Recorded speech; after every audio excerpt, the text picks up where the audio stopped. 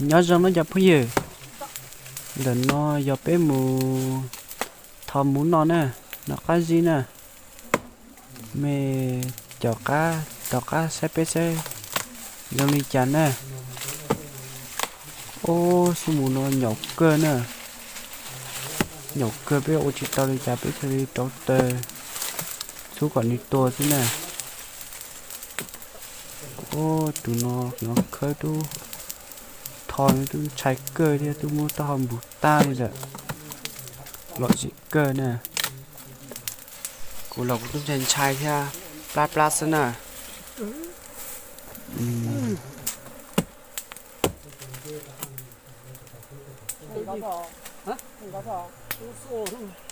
chống cơ nè xuống nè xuống mà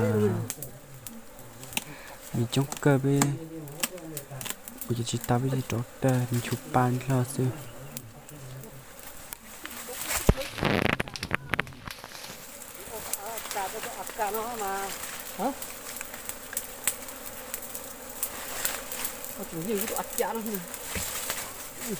tụi lo nó canh cơ nè chỉ cho xin khỉ xíu một đi chả nè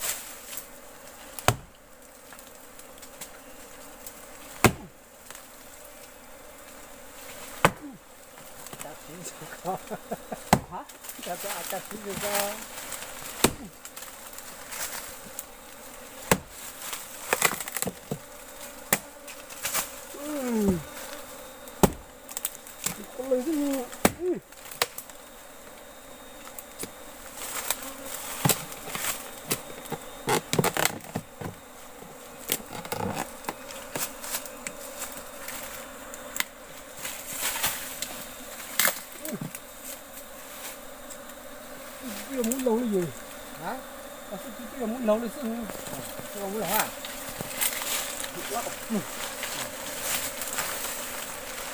Cái áp ca. Hả? Cái tôi nó. Không có áp ca. Hả? ô thật trốn đấy giờ trốn là đi bỏ lớn nè chỉ cho tiện ô vậy nè mà chỉ cho cơ nè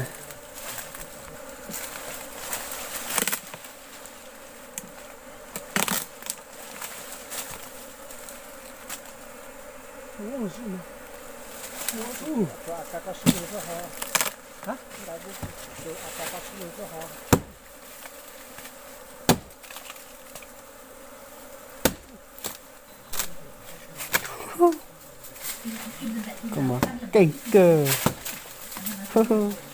tàn tháo đôi giò thế này ô cái gì nọ thế ôi giời này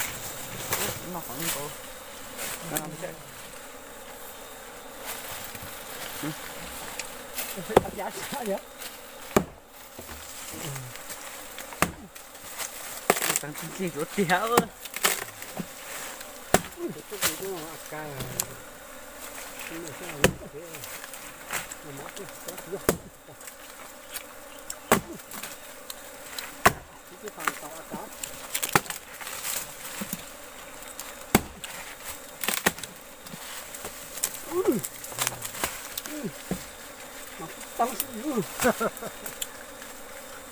cái gì cả?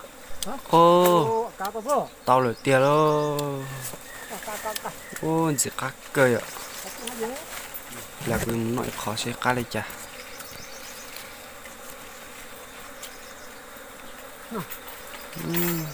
cá cơ đấy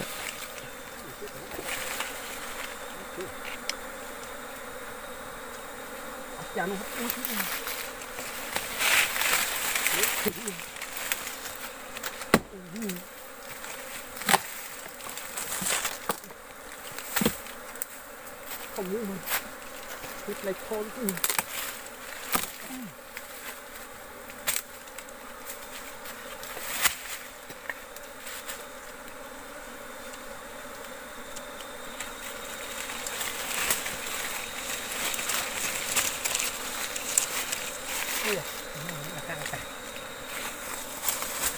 Rồi chót nhau một cái món nó này là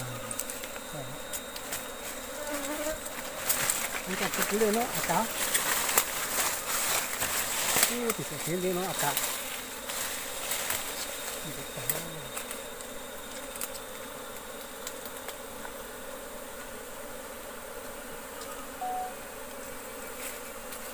bây giờ không cây rồi có chút tắc chưa tôi còn phải có trong phố có lên mà trái luôn tăng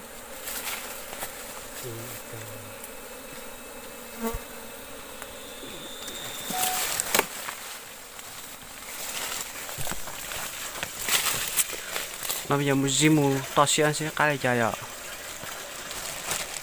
ô cá cờ đấy cá cờ đó là một gì rồi ô cá cờ đang tóm đó thế này mũ nhỏ ít xong trâu lại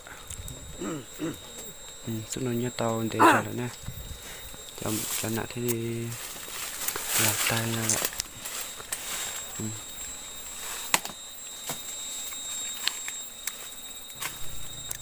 ô chúa này giờ ô lấy tà cho à thật chúa xe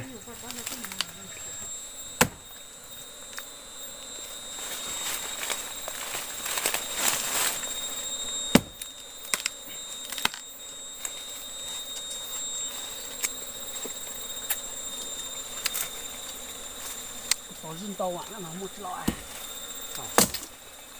nó ta tàu bắt theo vào tàu rồi nó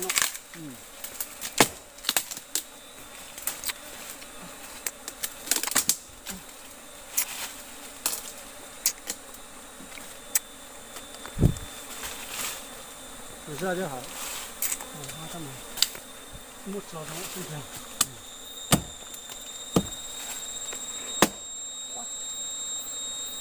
cá cá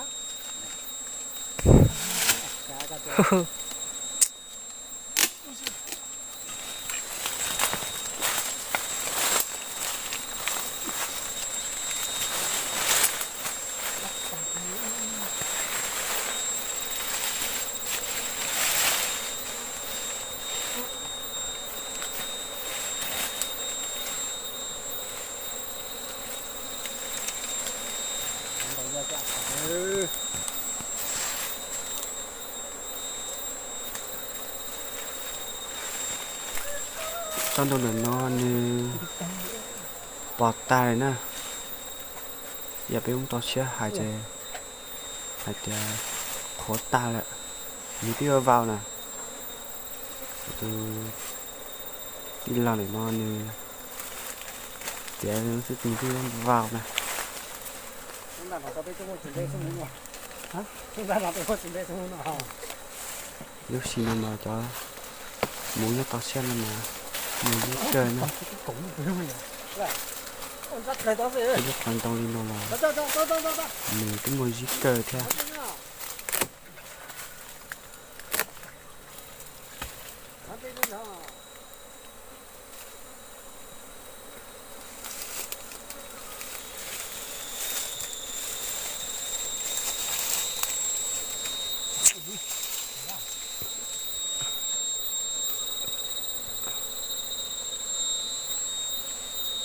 Con hai vậy? Hả? Con hai vậy? Bỏ con hai. Nè. Sắp rồi một chục cái bánh nhưng sắp đến thôi ơi. Thì tôi sốt lo.